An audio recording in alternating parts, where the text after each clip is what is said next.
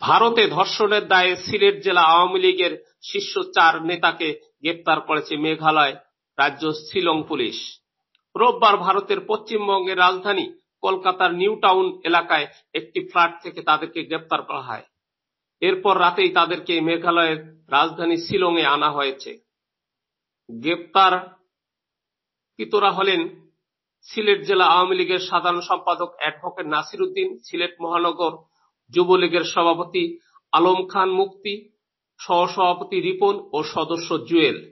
এছাড়া অন্য পলাতকরা হলেন সিলেট জেলা স্বেচ্ছাসেবক লীগের সভাপতি আফসার আজিজ ও সাধারণ সম্পাদক দেবাংশু দাস মিঠু।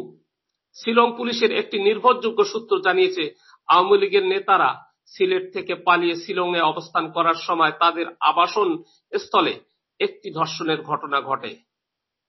এ ঘটনায় ভুক্তভোগী শিলং থানার 6 জনকে আসামি করে একটি মামলা দায়ের করেন। ওই মামলায় তাদেরকে গ্রেপ্তার করা হলেও আরো 2 জন আসামি পলাতক রয়েছে। সূত্রে জানা যায়, কলকাতার এই ফ্ল্যাট থেকে নাসির, মুক্তি, রিপন ও জুয়েল ছাড়াও সুনামগঞ্জের এক ইউপি ইউনিয়ন পরিষদ চেয়ারম্যানকে গ্রেপ্তার করা হয়েছিল, শিলং পুলিশ জানিয়েছে। পরে সেখানে অবস্থানরত আওয়ামী লীগের প্রেসিডিয়াম সদস্য জাহাঙ্গীর কবির নানক ও কেন্দ্রীয় সাংগঠনিক সম্পাদক শফিউল আলম চৌধুরী নাদেল তাদেরকে ছাড়াতে তদবির শুরু করেন।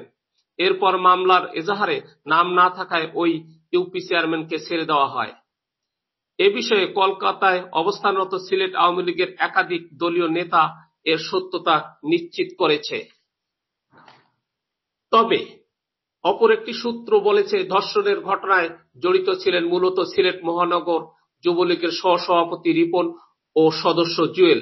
কিন্তু আওয়ামী লীগ নেতা নাসির ও যুবলীগ সভাপতি মুক্তি সহ সবাই একই ফ্ল্যাটে অবস্থান করায় তাদেরকে মামলায় আসামি করা হয়, তাই পুলিশ তাদের গ্রেপ্তার করেছে।